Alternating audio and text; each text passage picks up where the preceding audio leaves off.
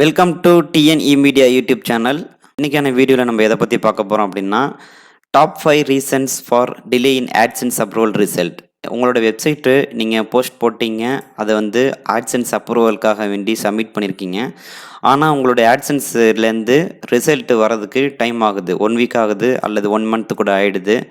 இருந்தாலும் ரிசல்ட் வரல அப்படிங்கிறத வெயிட் பண்ணிகிட்டு இருக்கீங்க. ஸோ இந்த ரிசல்ட் டிலே ஆகிறதுக்குண்டான 5 ரீசன்ஸ். ஸோ இந்த 5 ரீசன்ஸையும் ஒன் பை ஒன்னாக இன்டெப்த்தாக பார்த்துடலாம். வீடியோ எங்கேயும் ஸ்கிப் பண்ணாதீங்க, எண்டு வரைக்கும் பாருங்கள். அப்போ தான் நான் சொல்ல வரது என்னங்கிறது புரியும். வாங்க வீடியோக்குள்ளே போகலாம்.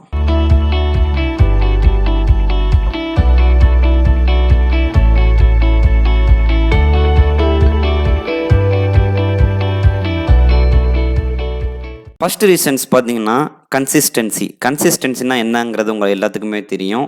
நீங்கள் உங்களுடைய வெப்சைட்டில் போஸ்ட் போடுறது எந்த ஃப்ரீக்வன்சியில் போஸ்ட் போட்டுட்ருக்கீங்க? டே பை டே ஒரு போஸ்ட் போட்டுட்ருக்கீங்களா, இல்லை ஆல்டர்னேட்டிவ் டேஸில் போட்டுட்ருக்கீங்களா, இல்லை வீக்லி ஒன்ஸ் போஸ்ட் போட்டுட்ருக்கீங்களா? இதுதான் வந்து கன்சிஸ்டன்சின்னு சொல்லுவாங்க. உங்களுக்கு கூகுள் ஆட்சன்ஸில் குயிக் அப்ரூவல் கிடைக்கணும் அப்படின்னு சொன்னீங்கன்னா என்னோட சஜஷன் பார்த்தீங்கன்னா டெய்லி ஒரு போஸ்ட் போடுங்க. அதையும் ஷெட்யூல் பண்ணி போட்டிங்கன்னா இன்னும் ஈஸியாக வந்து இருக்கும் உங்களுக்கு.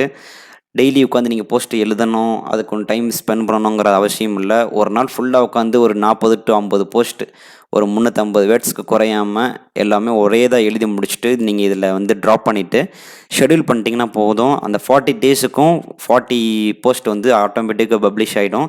அதை எப்படி பண்ணணுங்கிறதையும் உங்களுக்கு சிம்பிளாக சொல்லிடுறேன். போஸ்ட்டுக்கு போயிடுறோம், ஆல் போஸ்ட்டில் போயிட்டு இதில் வந்து நியூ போஸ்ட்டு கொடுக்குறோம், ஆட் நியூன்னு சொல்லி கொடுத்துட்டேன். ஸோ இதில் பார்த்தீங்கன்னா வந்து இப்போ நான் உங்களுக்கு சொல்லிக் கொடுக்குற இந்த விஷயத்தையே நான் வந்து உங்களுக்கு ஒரு போஸ்ட்டாக வந்து சாம்பிளுக்கு காமிச்சிடுறேன். ஸோ இந்த ஹெட்டிங்கை மட்டும் நான் காப்பி பண்ணிக்கிறேன். அதுக்கப்புறம் அதில் டைட்டில் கொடுத்துட்றேன், பேஸ்ட்னு சொல்லி கொடுத்துட்றேன். ஸோ இதை நான் எழுதிட்டு இந்த கண்டென்ட்னா வந்து நான் பாக்ஸில் எழுதி முடிச்சுட்டு SEO பண்ணி முடிச்சுட்டு கடைசியாக பப்ளிஷ்னு சொல்லிட்டு டேரெக்டாக கொடுத்துடாமல் இதே மாதிரி ஒரு 40 to 50 60 போஸ்ட்டை எழுதி முடிச்சுட்டு நான் இங்கே எடிட் அப்படிங்கிற செக்ஷனுக்கு போயிட்டு இந்த டேட்டை ஒவ்வொரு போஸ்ட்டுக்கும் ஒவ்வொரு டேட்டு இந்த மாதிரி 10, 11, 12 அப்படின்னு சொல்லி கொடுத்துட்டு டைமை நான் ஃபிக்ஸ் பண்ணிட்டேன். 9:30 எவ்ரி மார்னிங் 9:30 நான் வந்து இந்த போஸ்ட்டை வந்து நீங்கள் பப்ளிஷ் பண்ணணும் அப்படின்னு சொல்லிட்டு வேர்ட்பிரஸுக்கு வந்து நான் ஷெட்யூல் பண்ணிவிட்டு ஓகே கொடுத்துட்டேன்னு சொன்னால் அது வந்து ஷெட்யூலில் போயிடும். ஷெட்யூலில் போயிட்டு உங்களுடைய ஒவ்வொரு போஸ்ட்டும் 40 போஸ்ட் எழுதிருக்கீங்கன்னா 40 போஸ்ட்டும் 40 டேஸுக்கு வந்து 1 by 1 பப்ளிஷ் ஆகிக்கிட்டே இருக்கும் ஷெட்யூல் பண்ணிட்டீங்கன்னா. ஸோ இதனால் கூகுளுக்கு என்ன தெரியும் அப்படின்னு சொல்லி பார்த்தீங்கன்னா இந்த பெர்சன் வந்து இந்த வெப்சைட்டை வந்து ரன் பண்ணக்கூடிய பெர்சன் வந்து டெய்லி வந்து போஸ்ட் பண்ணிக்கிட்டு இருக்கிறாரு, அதுவும் கரெக்டாக அந்த டைமுக்கு 9:30க்கு அவங்களுடைய போஸ்ட் வந்து இந்த வெப்சைட்டில் வந்து பப்ளிஷ் ஆகுது அப்படிங்கிறது அவங்களுக்கு தெரிய வரும். ஸோ இந்த வெப்சைட் நடத்திக்கிட்டு இருக்கக்கூடியவர் வந்து கண்டினியூஸாக இந்த வெப்சைட்டில் இருக்கிறாரு, அவருடைய கான்ட்ரிபியூஷன் இருக்குது, என்கேஜாக இருக்கிறாரு அப்படிங்கிறது கூகுளுக்கு தெரிய வரும். ஸோ இந்த கன்சிஸ்டன்சி நீங்கள் மெயின்டைன் பண்ணுங்கள். இதனால் வந்து உங்களுடைய AdSense அப்ரூவல் கிடைக்கிறதுக்கு அதிகமான வாய்ப்பு இருக்குது. ஸோ ரெண்டாவதான ஆப்ஷன் என்ன சொல்கிறோம், ரீசன்ஸ் என்னன்னு பார்த்தீங்கன்னா இன்கம்ப்ளீட் வெப்சைட்டுக்கும் நான் உங்களுக்கு ஒரு சாம்பிள் சொல்லிடுறேன். இது என்னுடைய வெப்சைட்டு. இதில் பார்த்தீங்கன்னா மெனூஸில் பார்த்தீங்கன்னா ஒரு 4-5 கேட்டகரி வச்சுருக்கேன். இது எல்லாமே கேட்டகரியில் தான் நான் வச்சுருக்கேன். இப்போ பார்த்தீங்கன்னா அப்பியரன்ஸில் போயிட்டு உங்களுக்கு நான் கேட்டகரியில் காமிச்சிடுறேன். அப்பியரன்ஸில் மெனூஸில் உங்களுக்கு நான் காமிச்சிடுறேன். இந்த அப்பியரன்ஸில் இந்த மெனூஸில் பார்த்தீங்கன்னா உங்களுக்கு வந்து இந்த பார்த்தீங்கன்னா சவுதி அரேபியா, இந்தியா அப்படிங்கிற மாதிரி கேட்டகரியை தான் நான் வந்து மெனூஸில் கொடுத்துருக்கேன். இதில் பார்த்தீங்கன்னா 1 2 3 4 5 6 7 கேட்டகரியை வந்து நான் வந்து மெனுவாக கொடுத்துருக்கேன். இப்போ வந்து எக்ஸாம்பிளுக்கு நான் ஒரு கேட்டகரி ஆட் பண்ணுறேன்னு வச்சுக்கோங்களேன். ஃபார் எக்ஸாம்பிள் போஸ்ட்டில் போயிட்டு இந்த கேட்டகரிஸுங்கிற செக்ஷனில் போயிட்டு நான் ஒரு புது கேட்டகரி ஆட் பண்ணுறேன். இந்த இடத்துல டெக்குன்னு சொல்லிட்டு ஒரு கேட்டகரி ஆட் பண்ணுறேன். டெக்னாலஜி அப்படிங்கிறது ஷார்ட்டாக டெக்குன்னு சொல்லிட்டு ஒரு நியூ கேட்டகரி ஆட் பண்ணிட்டேன். ஆட் பண்ணி முடிச்சதுக்கப்புறம் அதே அப்பியரன்ஸில் போயிட்டு மெனூஸில் போயிட்டு ஸோ இந்த கேட்டகரிங்கிற செக்ஷனில் போயிட்டு நான் வந்து அந்த சர்ச் வியூ ஆல்னு சொல்லி கொடுத்துட்டு இந்த டெக்கு அப்படிங்கிறத வந்து மெனு கூட ஆட் பண்ணுறேன். ஸோ மெனுவில் ஆட் பண்ணதுக்கப்புறம் இந்த டெக்கு அப்படிங்கிற கேட்டகரி வந்து மெனுவில் ஆட் ஆகிடுச்சு. ஸோ இதை வந்து நான் சேவ் மெனுன்னு சொல்லி கொடுத்துட்டு இப்போ என்னோடய வெப்சைட்டை வந்து ரெஃப்ரெஷ் பண்ணுறேன். ரெஃப்ரெஷ் பண்ணதுக்கப்புறம் இப்போ வந்து ஆட்டோக்கு அப்புறம் டெக் அப்படின்னு சொல்லிட்டு ஒரு மெனு வந்து ஆட் ஆகிடுச்சு. இப்போ இங்கே கொடுத்துருக்கக்கூடிய எல்லா கேட்டகரியிலையும் நான் எந்த கேட்டகரியில் கிளிக் பண்ணாலும் எனக்கு வந்து அது உள்ள இருக்க ஒரு போஸ்ட் இருக்கும். இப்போ இந்த டாக்குமெண்ட்ஸுங்கிற செக்ஷனை கிளிக் பண்ணியிருக்கேன், அது உள்ள இருக்க போஸ்ட் இருக்குது. ஸோ அதே மாதிரி UAE அப்படிங்கிற நான் வச்சுருக்கிற நியூஸ் சேனல் தான். ஸோ ஒவ்வொரு நியூஸும் வந்து நான் அந்தந்த கேட்டகரியில் வந்து போஸ்ட் பண்ணிக்கிட்டு இருக்கேன். ஸோ இப்போ இந்த UAEங்கிற செக்ஷனில் போனதுக்கப்புறம் அதுலேயும் போஸ்ட் இருக்குது. இதே மாதிரி இப்போ நான் டெக் அப்படிங்கிற இந்த செக்ஷனுக்குள்ளே போனாலும் எனக்கு போஸ்ட் இருக்கணும். சப்போஸ் அந்த மாதிரி போஸ்ட் இல்லாமல் எம்டியாக இருந்ததுன்னு சொன்னாக்கா இதுக்கு பேர் இன்கம்ப்ளீட் வெப்சைட்னு சொல்லுவாங்க. இந்த incomplete website not only for post, இது வந்து தீம்ஸ் வந்து இன்கம்ப்ளீட்டாக இருந்தாலும் இல்லை இன்கம்ப்ளீட் வெப்சைட்டில் தான் வரும். தீம்ஸுங்கிற செக்ஷன் மீன்ஸ் எதை சொல்கிறேன்னு பார்த்தீங்கன்னா உங்களுடைய தீம்ஸ் நீங்கள் வந்து ஃப்ரீயாக யூஸ் பண்ணுற தீமாக இருக்கலாம், அல்லது பே பண்ணி யூஸ் பண்ணுறக்கூடிய தேவையுமா இருக்கலாம். எதாக இருந்தாலும் AdSense அப்ரூவல் கிடைக்கும். அதில் எந்த விதமான சந்தேகமும் கிடையாது. ஆனால் உங்களுடைய தீம்ஸில் கொடுத்துருக்கக்கூடிய அந்த content, privacy policy, pages, கான்டாக்டர்ஸ் pages எல்லாமே வந்து ஃபில்டாக இருக்கணும். எம்டியாக எதுவுமே இருக்கக்கூடாது. நான் உங்களுக்கு எக்ஸாம்பிளுக்கு தான் இந்த டெக் அப்படிங்கிற கேட்டகரியை வந்து சாம்பிளுக்கு சொல்லி காமிச்சேன். இது மாதிரியான எல்லா செக்ஷனும் உங்களுடைய வெப்சைட்டில் எந்த வெற்றிடமும் இல்லாமல் எல்லாமே ஃபில்டாக இருக்கணும். ஃபில்டாக இருந்தால் மட்டும்தான் உங்களுடைய வெப்சைட் வந்து கம்ப்ளீட் வெப்சைட் அப்படின்ட்டு அவங்க வந்து கூகுள் ஐடென்டிஃபை பண்ணுவாங்க.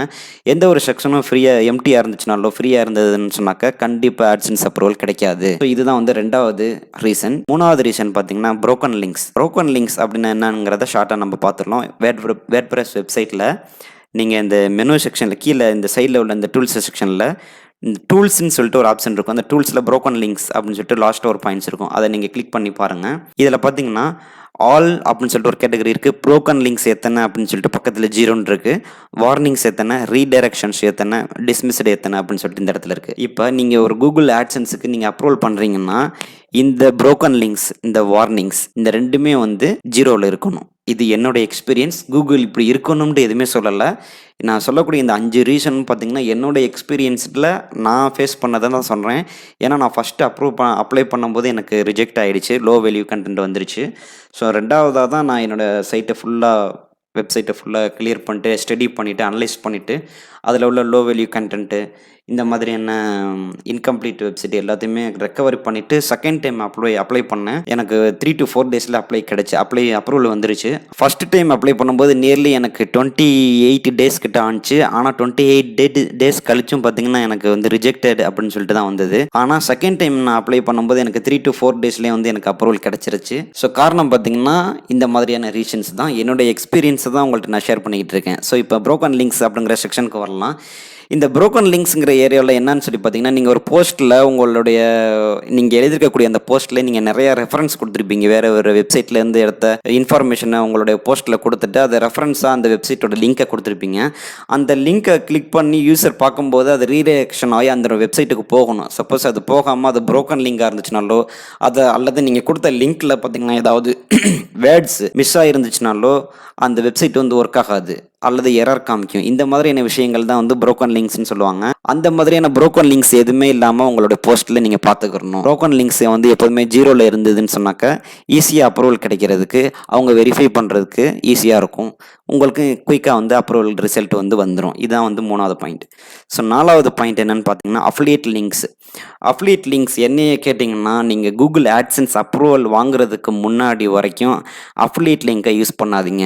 நீங்கள் அமேசானில் அல்லது ஃப்ளிப்கார்ட்டில் எதுலையாவது நீங்கள் அஃபிலியேட் ப்ரோக்ராமில் ஜாயின் பண்ணியிருந்தீங்கன்னா அதுலேயும் நீங்கள் இன்கம் பண்ணணும் அப்படின்ட்டு ஒரு ஆசையில் நீங்கள் எழுதக்கூடிய அந்த ஃபஸ்ட்டு 40 போஸ்ட் அல்லது 60 போஸ்ட் எதுலேயுமே உங்களோட அஃபிலியேட் லிங்கை யூஸ் பண்ணாதீங்க.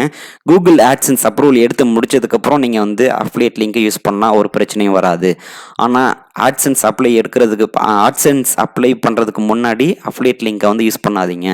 அது வந்து ஈட்டு ஸ்கோரை வந்து பாதிக்கும். ஈட்டு ஸ்கோர் என்ன அப்படிங்கிறத நான் வந்து அடுத்த ஒரு வீடியோவில் சொல்கிறேன். என்னுடைய சஜஷன் அஃபிலியேட் லிங்கை வந்து கூகுளோடைய AdSense அப்ரூவல் எடுக்கிறதுக்கு முன்னாடி யூஸ் பண்ணாதீங்க. அடுத்ததாக 5வது பாயிண்ட்ஸ் என்னன்னு சொல்லி பார்த்தீங்கன்னா லோ வேல்யூ கண்டென்ட்.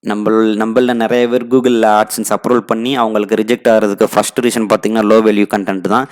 இதை பற்றி வீடியோ நிறைய யூடியூப்லேயே இருக்குது. அதை நான் சொல்லி புரியணும்னு அவசியம் இல்லை.